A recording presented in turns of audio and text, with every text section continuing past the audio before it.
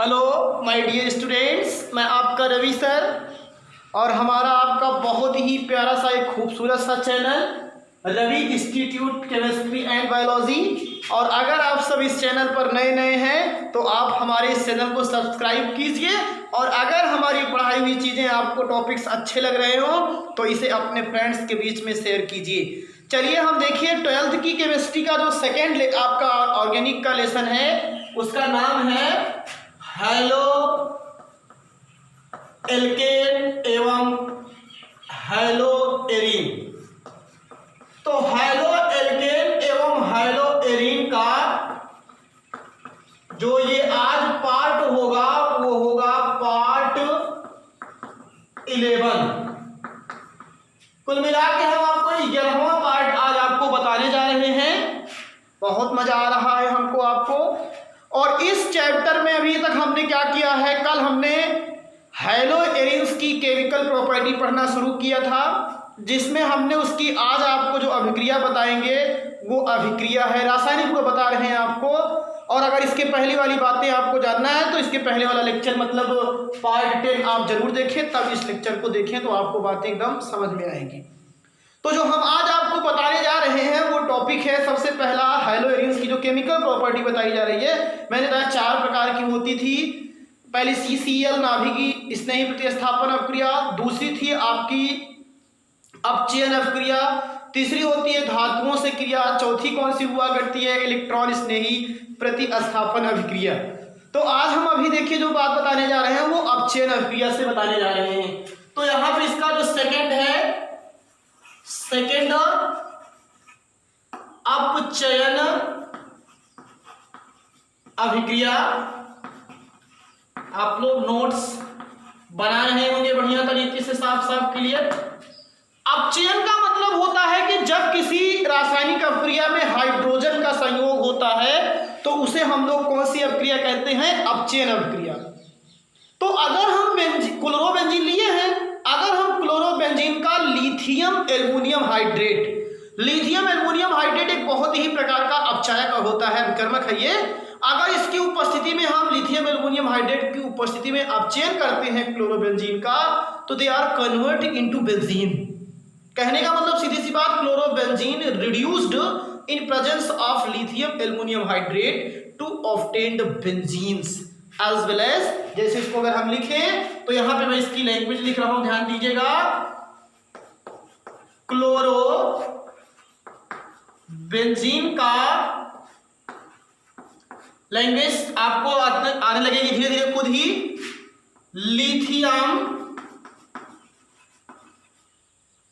Lithium aluminium hydride या hydrate, shortcut में LiAlH4, lithium aluminium hydride की उपस्थिति में क्या करने पर राजू, अपचयन करने पर बेंजीन प्राप्त होती है। अपचयन करने पर बेंजीन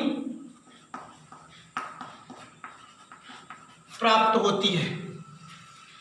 अब आपको मालूम है कि क्लोरोबेंजीन का फार्मूला यही होता है, यह आपकी बेंजीन रिंग, यहां पे आपने क्या लग दिया Cl। तो ये आपका क्या है भैया, क्लोरोबेंजीन। क्या है भैया ये, क्लोरोबेंजीन, शाबाश। अब जब हम इसका अपचयन करते हैं तो किसके साथ अपक्रिया कराएंगे, हाइड्रोजन के साथ, और इन presence of LiAlH4, lithium aluminium hydrate. अब जैसे ही इसकी उपस्थिति में आप इसका अपचयन करेंगे तो आप देखेंगे यहां से एक H और यहां से एक Cl, बाहर क्या हो गया आपका HCl, यहां से एक H और यहां से ये Cl, बाहर क्या हो गया ये Cl। और ये जो एक हाइड्रोजन बचा है जो ये रिंग के अंदर जो हाइड्रोजन अभी निकला हुआ था वहां पे चला जाएगा। तो अब आपको मिल क्या गया, ये केवल आपकी क्या है, ये बेंजीन। क्या है राजू, बेंजीन। तो ये अपचयन अभिक्रिया है, बहुत आसान है। आपसे अगर कोई कहे क्लोरोबेंजीन से बेंजीन बनाने का समीकरण लिखिए तो ये आपके लिए तैयार है, आप इसे लिखें, तैयार है आपके लिए एकदम कि क्लोरोबेंजीन से अगर आप सबको कोई कहे बेंजीन बनाने का तो आप डायरेक्ट कई तरीके से रिएक्शन हो जाते हैं, जैसे अपचयन अभिक्रिया। तो ये सब चीजें आपको समझना पड़ेगा। एक रिएक्शन को एग्जामिनेशन में क्वेश्चन सीधे नहीं पूछे जाते हैं, क्वेश्चन को घुमा फिरा के पूछा जाता है, तो जो बच्चे कई बार उसको समझे रहते हैं वही समझ पाते हैं। अब वो तीसरी केमिकल प्रॉपर्टी में अब आपको हम बता रहे हैं, ध्यान दीजिएगा, धातुओं से क्रिया, धातुओं से क्रिया, reaction with metal. Reaction with metal में नंबर 1 रिएक्शन, और वो भी किससे है, मैग्नीशियम धातु से। ये जो इसकी अगली केमिकल प्रॉपर्टी है वो है धातुओं से क्रिया, रिएक्शन विथ मेटल। तो इसमें हम आपको बता रहे हैं किससे, धातुओं से। तो आपको मैं बता रहा हूं कि अगर क्लोरोबेंजीन की अपक्रिया धातुओं से की जाती है तो यहां पे कौन सा अभिकर्मक प्राप्त होता है, ग्रिग्नॉर्ड अभिकर्मक। कौन सा अभिकर्मक प्राप्त होता है, ग्रिग्नॉर्ड अभिकर्मक। लैंग्वेज लीजिए, क्लोरो बेंजीन की अभिक्रिया, ऐसे हाइड्रोजन में भी पढ़ा था की अभिक्रिया, और ग्रिग्नॉर्ड अभिकर्मक के बारे में मैंने वहां डिटेल बताया है। क्लोरोबेंजीन की अभिक्रिया किसके साथ बताइए, मैग्नीशियम धातु के साथ करने पर, मैग्नीशियम धातु के साथ करने पर ग्रिग्नॉर्ड अभिकर्मक, ग्रिग्नॉर्ड अभिकर्मक प्राप्त होता है। कितना अच्छा समझ में आना चाहिए, मजा आना चाहिए।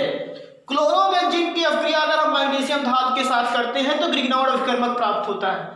मैंने ऑलरेडी डिस्कस किया है, ग्रिग्नॉर्ड अभिकर्मक का फार्मूला क्या होता है जनरल, RMgX। अब इस R के स्थान पे क्या हो जाएगा, यहाँ पे C6H5, और Mg तो है ही, और X के स्थान पे क्या हो जाएगा, Cl, फेनिल मैग्नीशियम क्लोराइड। यही क्या है, ग्रिग्नॉर्ड अभिकर्मक जो इसमें बनेगा। तो अब देखिए रिएक्शन को, अब थोड़ा हम इस रिएक्शन को लिखेंगे तो बेंजीन को थोड़ा तिरछा ऐसे लिखेंगे। ये आपकी बेंजीन बन गई, ये है, और यहां पे आपने Cl लगा दिया। तो अब बताइए क्या है, क्लोरोबेंजीन। क्या है राजू, ये क्लोरोबेंजीन। अब इस क्लोरोबेंजीन की अभिक्रिया मैग्नीशियम धातु से कीजिए, देख लीजिए, ये क्लोरोबेंजीन है, ये मैग्नीशियम धातु है। जैसे ही आपने इस क्लोरोबेंजीन की अभिक्रिया मैग्नीशियम धातु से किया, कुछ नहीं, ये बेंजीन आएगी, Cl उधर चला जाएगा, Mg बीच में आ जाएगा। तो ये रिंग पहले अच्छा सा रिंग बनाना सीखो सब लोग, पहले आपकी कॉपी लेकर के बढ़िया सा रिंग बनाना सीख लो, नहीं तो पूरा पाषाण काल पत्थर की तरह। और फिर यहाँ पे अब क्या हो जाएगा, Mg, और फिर यहाँ Cl। ये देखिए, ये C6H5 भी है और ये है आपका, तो इसको आप लोग क्या कहते हो, इसको कहते हो फेनिल। ये क्या है, फेनिल, और ये क्या है, Mg। तो मैग्नीशियम,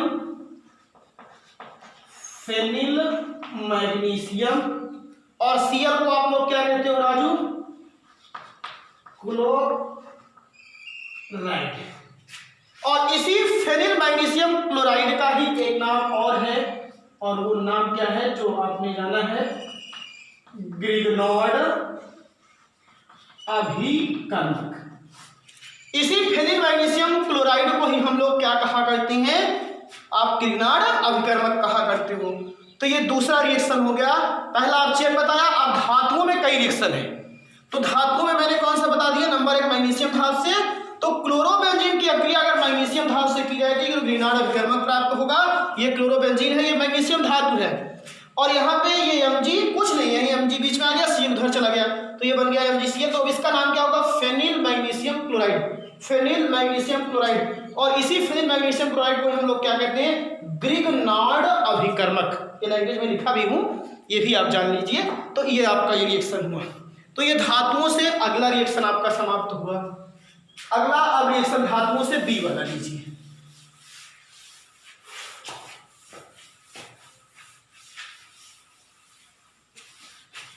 मजा आ रहा है आप लोगों को बढ़िया तरीके से?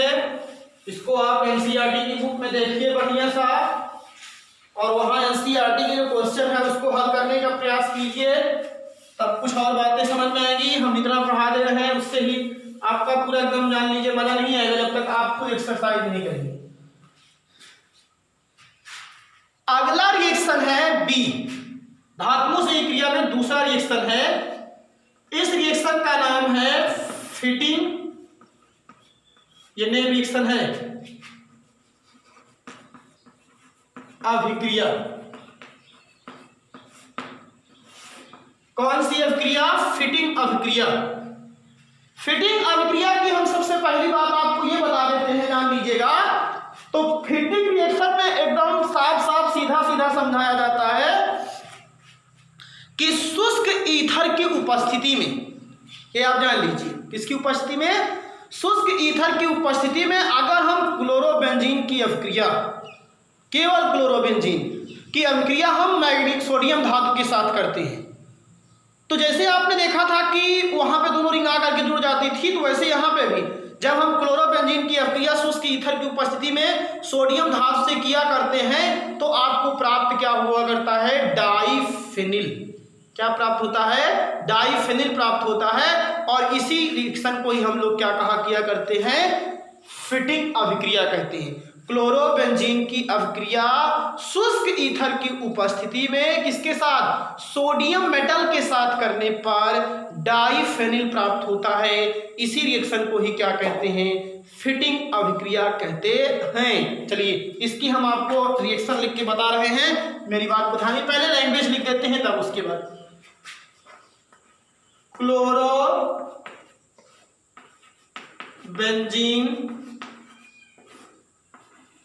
की अभिक्रिया, क्लोरोबेंजीन की अभिक्रिया सोडियम, ये भी धातु है ना, धातु से ही पढ़ रहे हो, धातु के साथ, सोडियम धातु के साथ शुष्क ईथर की उपस्थिति में, शुष्क ईथर की उपस्थिति में करने पर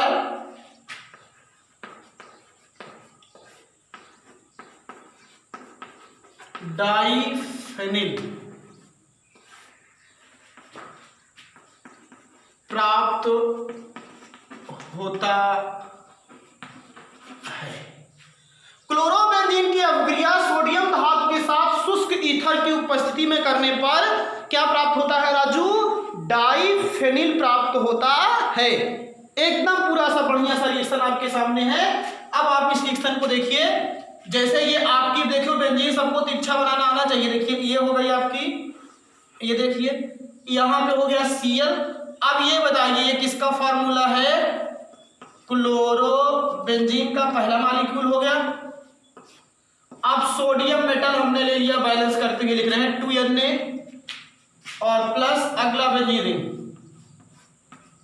ये है बेंजीन, और यहीं से इसका लिख दे रहे हैं Cl। देखिएगा, ध्यान समझिएगा, यहां से क्या लिख दे रहे हैं? Cl।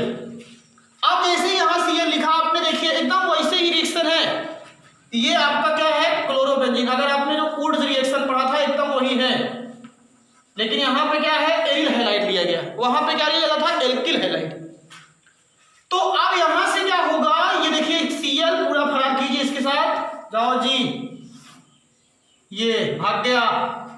और अब जब ये भाग गया बीच में, तो दोनों रिंग कहती है क्या करो यार, आओ आपस में जुड़ जाओ, हम दोनों लोग जो थे वही फिर हो जाते हैं। तो यहाँ पे देखिए रिएक्शन, अब ये क्या है? यहाँ पे क्या किसकी उपस्थिति रहती है? शुष्क ईथर। लैंग्वेज जो है उसी के अकॉर्डिंग काम करते हैं। अब ये दोनों रिंग आपस में जुड़ जाती हैं, और ये देखिए जनाब, ये और ये और यहाँ से ये, फिर ये आपकी देखिए दोनों बेंजीन आपस में जुड़ गई और अब आपको मिला क्या यहाँ से 2NaCl। तो ये क्या हो गया 2NaCl। यही क्या है आपका, बताइए क्या है, डाई मतलब 1 2 और C6H5 को हम लोग क्या कहते हैं, फेनिल। तो पूरा रिएक्शन की मैंने आपको रूह तक यहाँ पे बता दिया कि आप एकदम वाकिफ हो जाएं। कुछ किताबों में जैसे मैंने यहाँ पे इस तरीके से लिखा है, इसी रिएक्शन को ऐसे लिखा गया है, तो आप लोग वहाँ पे डिस्टर्ब ना होइए।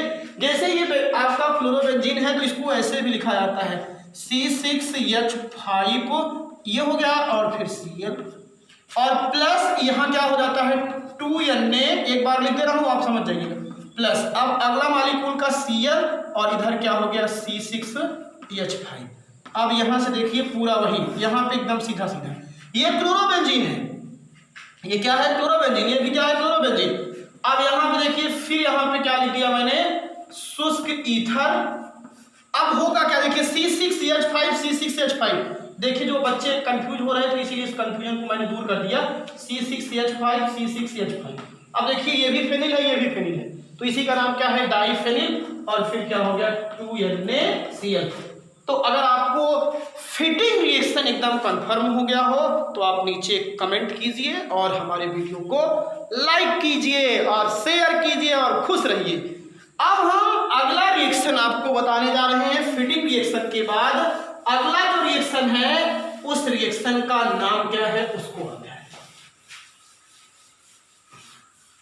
मजा आएगा, बढ़िया सा केवल ध्यान से समझिए इसको और आनंद लीजिए। अगला जो तीसरा रिएक्शन है, तीसरा, इसी को हम यहां देखिए यह काम कर दिया, बस बदल गया।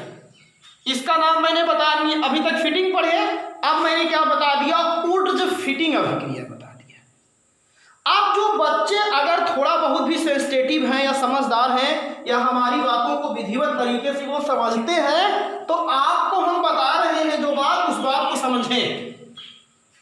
ऊर्ध्व अभिक्रिया में यहाँ पे दोनों क्या लिए जाते थे, एल्किल हैलाइड, ये आपने पढ़ा था। और अभी हमने बताया फिटिंग रिएक्शन, उसमें आप दोनों क्या लिए, एरिल हैलाइड, मतलब यहां पे एरिल हैलाइड लिया गया और यहां पे कौन सा लिया गया था, एल्किल हैलाइड। ये कौन सा रिएक्शन था आपका, ऊर्ध्व अभिक्रिया, जब एल्किल हैलाइड लिए जाते थे मतलब हैलो एल्केन, और जब एरिल हैलाइड या हैलो एरियस लिए गए, दोनों मॉलिक्यूल सेम है, तो इसी को आपने क्या कह दिया राजू, फिटिंग अभिक्रिया। क्या कर दिया आपने, फिटिंग अभिक्रिया। अब हमारे सामने कुछ करना नहीं था, जो बच्चे ऊर्ध्व अभिक्रिया पढ़े हैं और अभी हमने फिटिंग अभिक्रिया पढ़ा उसको पढ़ लीजिए। तो देखिए इसको जोड़ करके बनाया गया है ऊर्ध्व फिटिंग अभिक्रिया, मजा आएगा, ध्यान दीजिएगा, बहुत अच्छी बात। यहां पे देखिए ऊर्ध्व फिटिंग अभिक्रिया है, इसका मतलब क्या है कि आधा भाग ऊर्ध्व रिएक्शन का लिया गया है और आधा भाग किसका लिया गया है, फिटिंग रिएक्शन का। इसका मतलब एक एल्किल हैलाइड रहेगा तो दूसरा मॉलिक्यूल किसका रहेगा, एरिल हैलाइड का। एकदम कंफर्म ना, मतलब कि जब क्लोरोबेंजीन की अभिक्रिया एल्किल हैलाइड या मेथिल क्लोराइड से की जाएगी और वहां में भी शुष्क ईथर रहेगा और सोडियम धातु रहेगी, तो उसी अभिक्रिया को हम लोग कौन सी अभिक्रिया कहेंगे, ऊर्ध्व फिटिंग अभिक्रिया कहेंगे। ऊर्ध्व रिएक्शन को और फिटिंग रिएक्शन को दोनों को जोड़ा गया है, आधा भाग उसका लिया गया, आधा भाग इसका, मतलब एल्किल हैलाइड इसका ले लिया गया और एरिल हैलाइड इसका, तो दोनों का रिएक्शन जब कराया गया तो उसी को हमने क्या नाम दे दिया है, ऊर्ध्व फिटिंग अभिक्रिया। आइए एकदम सीधा सीधा आपको लैंग्वेज बताते हैं, लैंग्वेज में इसको आप ध्यान दीजिए। अब समझ में आ गया होगा, नहीं समझ में आया तो फिर से देखिए एकदम विधिवत।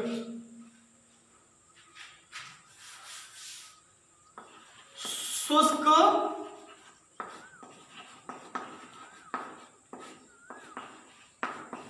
ईथर की उपस्थिति में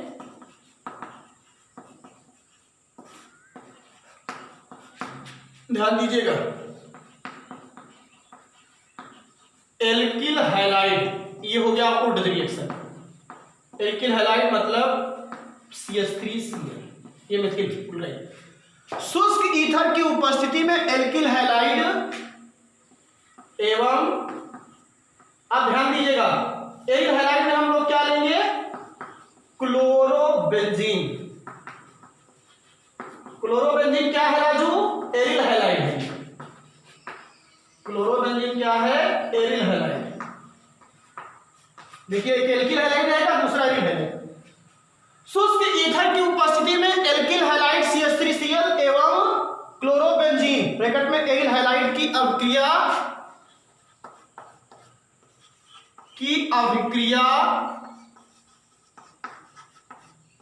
किससे, सोडियम धातु वही से करने पर बहुत अच्छी चीज है, मेथिल बेंजीन क्या प्राप्त होता है, मेथिल बेंजीन।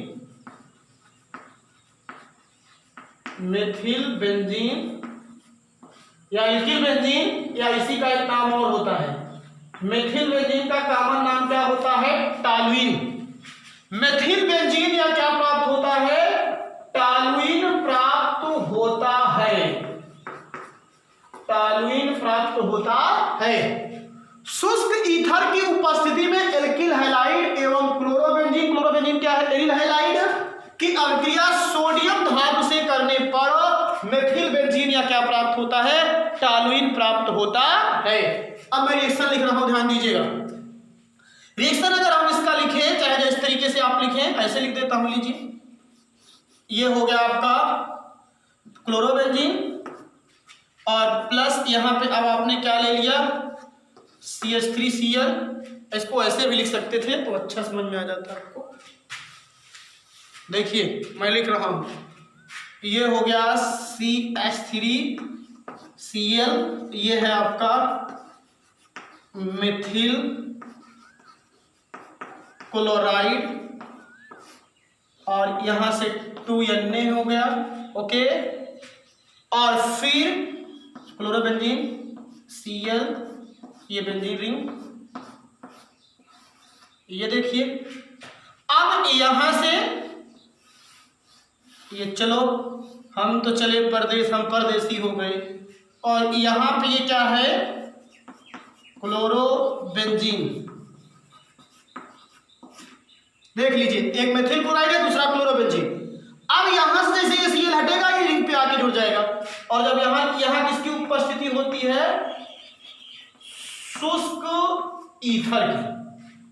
तो अब आप ध्यान देंगे थोड़ा सा, तो यहीं पे बन जाएगा CH3 और ये बेंजीन आपकी एज वेल एज, और प्लस यहां बाहर हो जाएगा 2Na।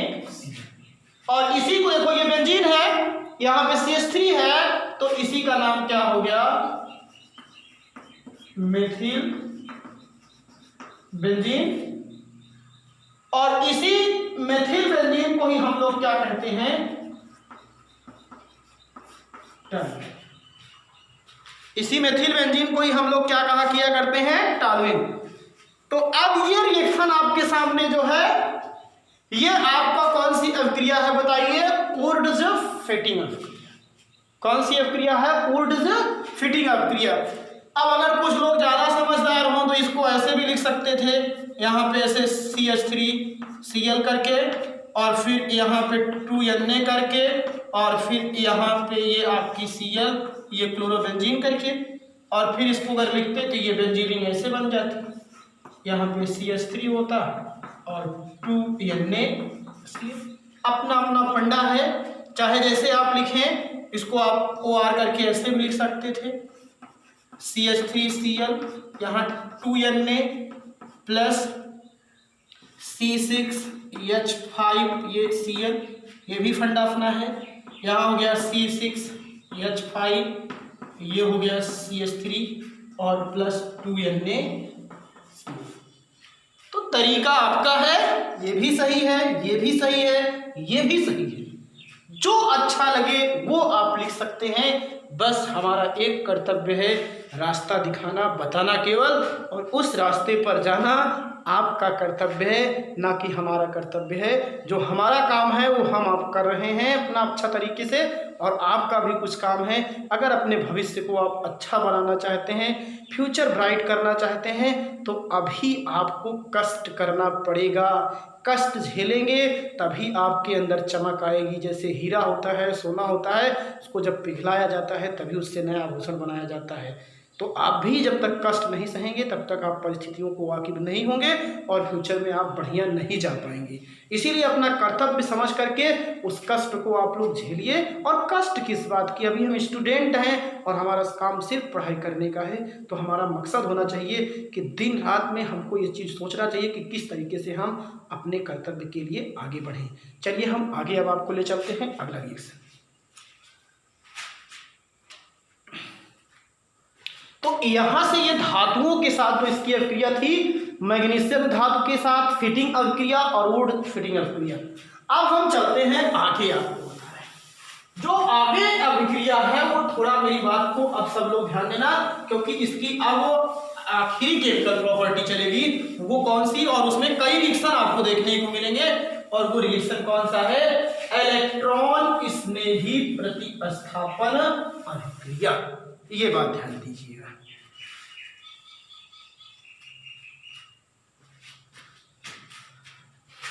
चौथी प्रॉपर्टी है राजू,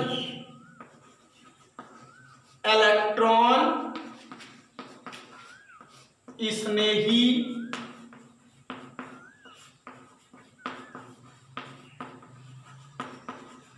प्रतिस्थापन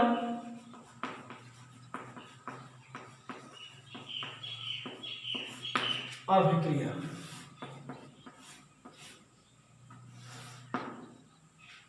इलेक्ट्रॉन स्नेही प्रतिस्थापन अभिक्रिया, सब लोग तो प्रतिस्थापन अभिक्रिया जानते ही होंगे कि जिसमें एक अभिकारक का परमाणु दूसरे अभिकारक द्वारा विस्थापित कर दिया जाता है, उसे प्रतिस्थापन अभिक्रिया कहते हैं। और जब किसी प्रतिस्थापन अभिक्रिया में आक्रमणकारी अभिकर्मक कौन हो, इलेक्ट्रोफाइल हो, इलेक्ट्रॉन स्नेही अभिकर्मक होता है, तो उसे हम लोग इलेक्ट्रॉन स्नेही अभिकर्मक या इलेक्ट्रॉन स्नेही प्रतिस्थापन अभिक्रिया कहते हैं।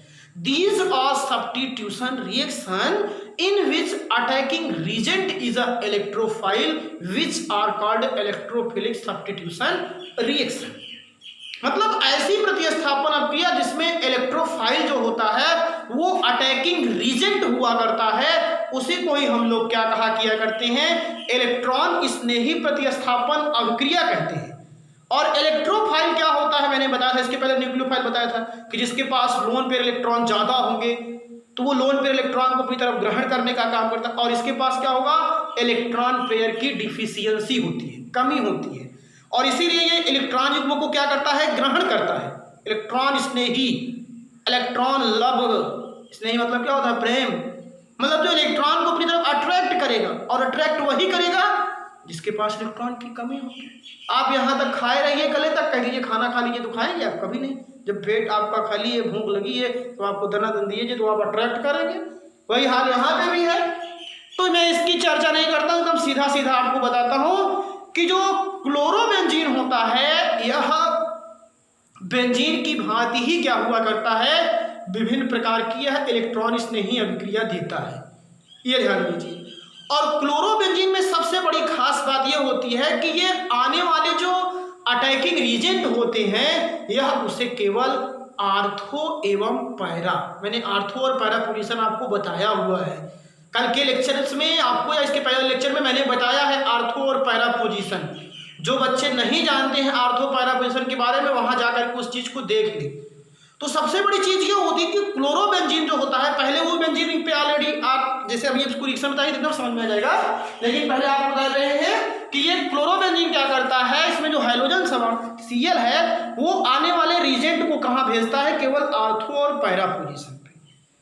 इसमें मेटा कंपाउंड आपको नहीं मिलेंगे, यही सबसे बड़ी खासियत है। आपको इस चीज को एकदम समझाएंगे। तो पहले क्लोरोबेंजीन जो होता है ये बेंजीन की भांति ही हाइलोजनीकरण, ध्यान दीजिएगा, नाइट्रीकरण, सल्फोनीकरण, फ्रिडल क्राफ्ट एल्कलीकरण, फ्रिडल क्राफ्ट एसिलीकरण, ये सब अभिक्रियाएं जैसे बेंजीन देता है, जो बच्चे 11th में बेंजीन को पढ़े होंगे वो बेंजीन का क्लोरीनीकरण और उसके बाद नाइट्रीकरण, सल्फोनीकरण, Friedel Crafts alkylation, Friedel Crafts acylation सब पढ़े हैं। और वहां पे मैंने तो मैकेनिज्म भी आपको बताया है रिएक्शन की, तो आप बहुत अच्छे तरीके से समझ सकते हैं उस बात को। लेकिन हम यहाँ से फिर आपको बता रहे हैं, थोड़ा सा बात को समझिए तो यहाँ पे समझ में आ जाएगा। थोड़ा ध्यान दीजिए, भी कुछ थ्योरेटिकल टर्म है। क्लोरोबेंजीन, इसके बाद गामा। बेंजीन की भांति ही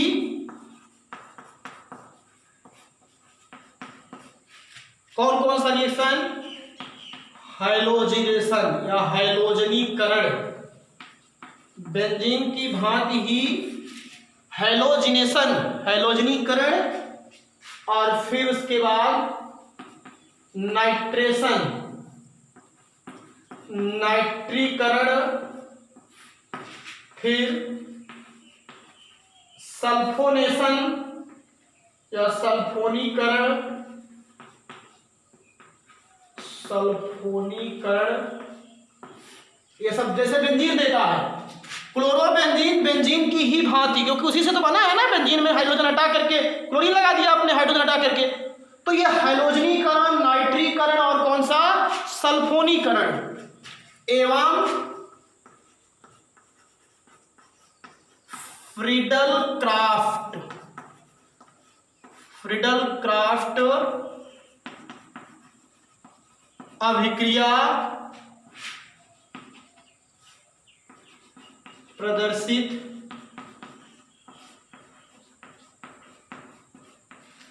करते हैं। ये भी ध्यान दीजिए। लेकिन एक चीज ये भी है, आपको बता दे रहा हूं कि बेंजीन अगर आप क्लोरोबेंजीन में तुलना की जाए तो किस में ज्यादा होती है? तो आपको क्लोरोबेंजीन में ज्यादा हो, बेंजीन में ज्यादा होती है, जान लीजिएगा। तो ये भी आपको बता देंगे, ध्यान दीजिएगा। लेकिन इसको आपको समझना नहीं है, इतना केवल ध्यान देना कि क्लोरोबेंजीन की भांति बेंजीन ही हाइलोजनीकरण क्या किया करता है? ये आपका क्या किया करता है? हाइलोजनीकरण, नाइट्रीकरण और सल्फोनीकरण और फ्रिडल क्राफ्ट अभिक्रिया देता है। अब फिर ध्यान दीजिए, क्लोरोबेंजीन मुख्यतः कौन सा, मैंने ये बताया, आर्थो एवं पैरा। आर्थो पोजीशन और कौन सी पोजीशन? पैरा 1 के रिफरेंस में दूसरी और छठी पोजीशन को आर्थो, 1 के रिफरेंस में चौथी पोजीशन को पैरा। क्लोरोबेंजीन मुख्यतः आर्थो एवं पैरा स्थिति के या पोजीशन के यौगिकों का निर्माण करता है।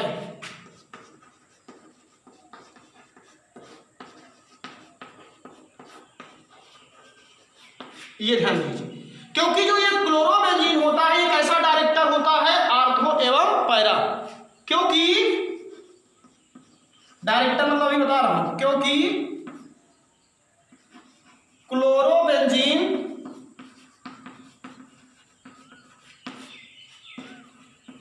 आर्थो एवं पैरा, डायरेक्टर को हिंदी में क्या कहते हैं?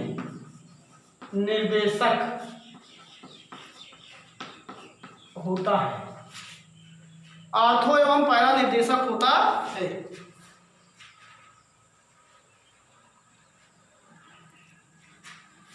अब चलिए, अब जैसे हम आपको बता रहे हैं, मेरी बात को एकदम समझ लेंगे तो कुछ बातें समझ में आए। जैसे कि ये है क्लोरोबेंजीन, ये है बेंजीन।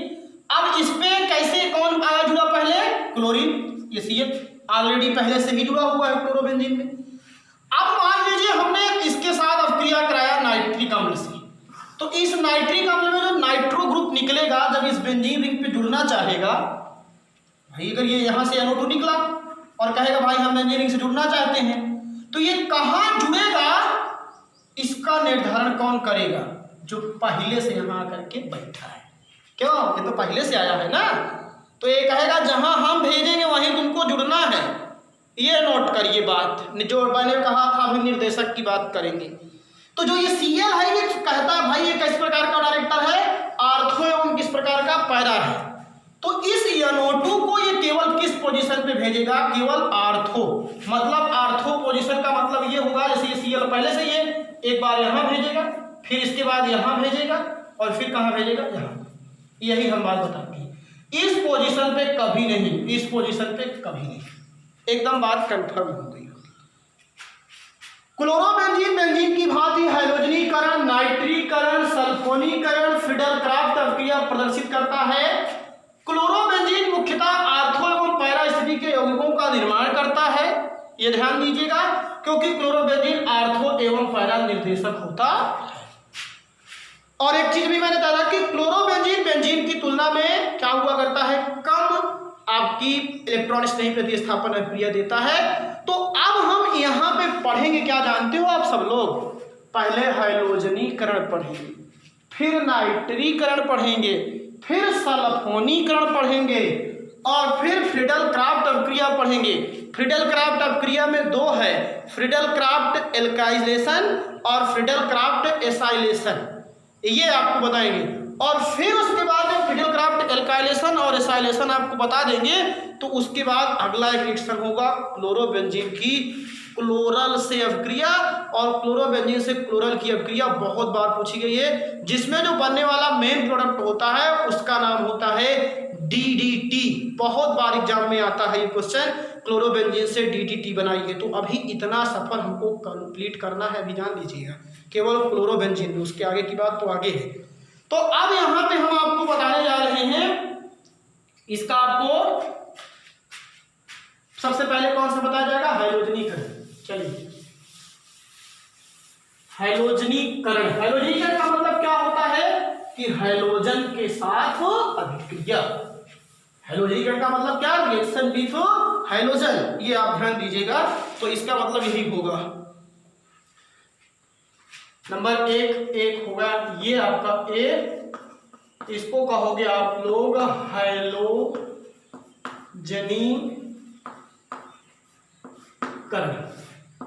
हैलोजनीकरण या हैलोजिनेशन। क्लोरोबेंजीन की जो अभिक्रिया है, अगर हम क्या करते हैं, क्लोरोबेंजीन को हम FeCl3 या AlCl3 जो होता है, चाहे FeCl3 ले लीजिए ज़्यादा अच्छा है, उत्प्रेरक की उपस्थिति में अगर क्लोरीन से अभिक्रिया की जाती है तो मैंने बताया है कि ये जो क्लोरोबेंजीन होगा दो पोजीशन पे कंपाउंड को भेजेगा, एक आर्थो डाइक्लोरोबेंजीन बनेगा और दूसरा कौन सा बनेगा, पैरा डाइक्लोरोबेंजीन। ये चीज ध्यान दीजिएगा, इसमें दो उत्पाद बनेंगे, एक आर्थो डाइक्लोरोबेंजीन बनेगा, दूसरा कौन सा बनेगा, पैरा डाइक्लोरोबेंजीन। और उसमें मैं भी आपको बता दे रहा हूं कि आर्थो डाई जो क्लोरोबेंजीन होता है वो माइनर कंपाउंड होता है, अल्प मात्रा में बनता है, और जो पैरा डाइक्लोरोबेंजीन होता है वो आपका मेजर प्रोडक्ट होता है, मतलब मुख्य उत्पाद होता है। और ये मैंने जब आपको अभी जब वो रिएक्शन पढ़ाया था, जिसमें मैंने जब क्लोरोबेंजीन की NO2 से अभिक्रिया बताया तो उसमें बताया था कि पैरा पोजीशन जो होती है वो सबसे ज़्यादा रिएक्टिव हुआ करती है। क्यों? क्योंकि उसकी जो सिमेट्री होती है सबसे एकदम इक्वल हुआ करती है। तो इसीलिए जो पैरा वाला कंपाउंड होता है वो मेन माना जाता है और आर्थो वाला आपका माइनर होता है, मतलब अल्प, और जो पैरा कंपाउंड होता है वो मेजर होता है। पूरी बात को एक बार फिर से सुनिए। क्लोरोबेंजीन की अभिक्रिया क्लोरीन से FeCl3 की उपस्थिति में करने पर आर्थो डाइक्लोरोबेंजीन एवं पैरा डाइक्लोरोबेंजीन प्राप्त होता है या का मिश्रण प्राप्त होता है, जिसमें आर्थो डाइक्लोरोबेंजीन माइनर कंपाउंड होता है, अल्प मात्रा में होता है, माइनर प्रोडक्ट होता है, और पैरा डाइक्लोरो जो आपका बेंजीन होता है वो मेजर प्रोडक्ट होता है। ये लैंग्वेज है। उसके बाद अभी जब रिएक्शन लिखेंगे आपको एकदम समझ में आने लगेगा, एक बताएंगे दो तीन तो एकदम कंफर्मेशन हो जाएगा, फिर भूलने वाली चीज ही नहीं रह जाएगी। तो आप थोड़ा ध्यान से देखिए इसको।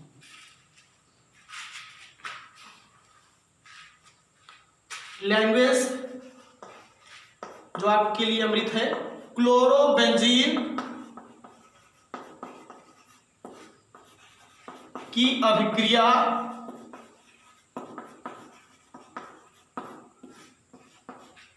क्लोरीन के साथ निर्जल FeCl3 की उपस्थिति में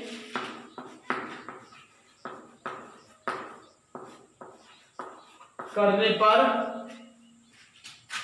ध्यान दीजिएगा, ऑर्थो डाई क्लोरो बेंजीन, ये एक कंपाउंड ये होगा ऑर्थो डाई क्लोरो बेंजीन, एवं दूसरा कौन सा होगा पैरा डाई क्लोरो बेंजीन प्राप्त होता है।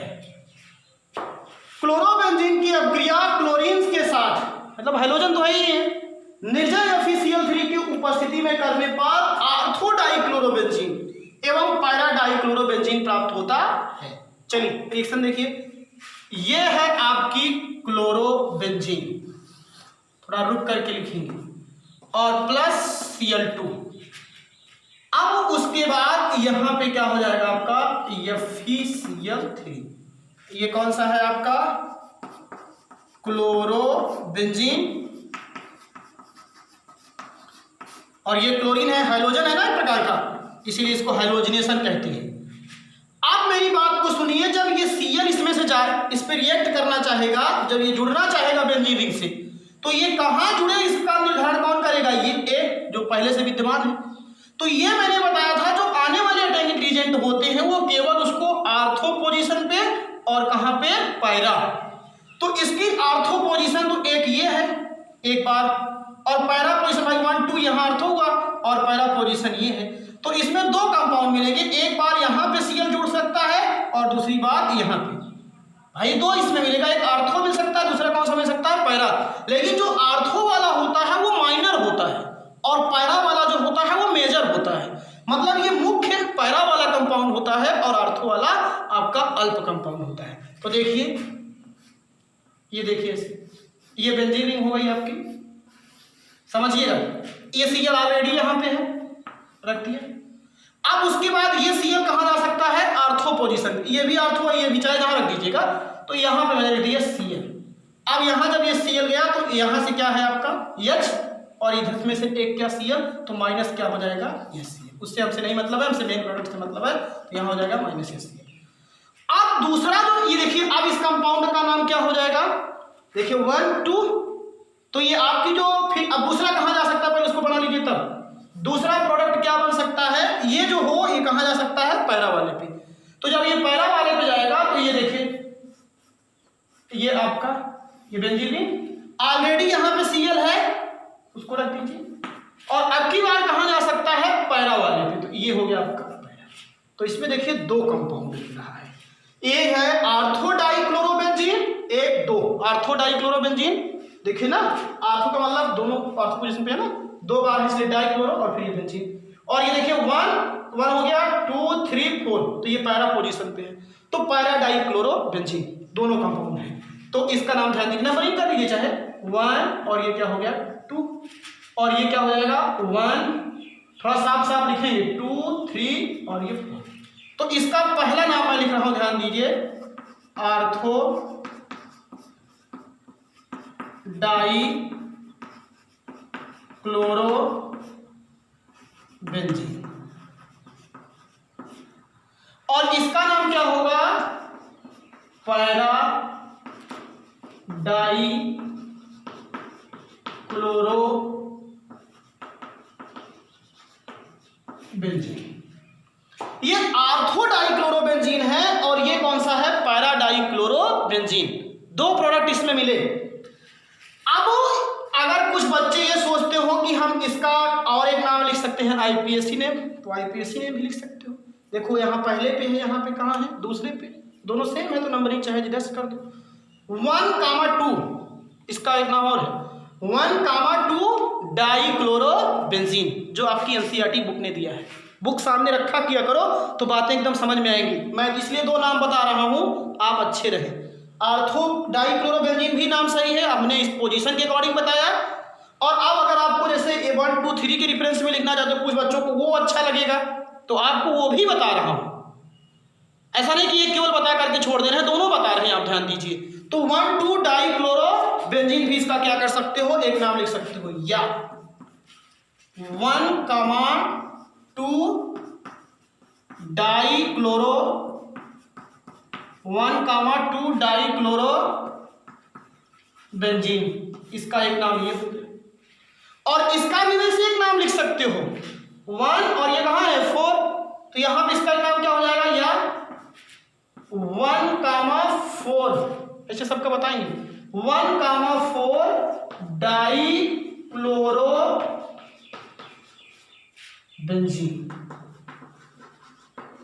कोई समस्या होगी तुरंत बताइएगा।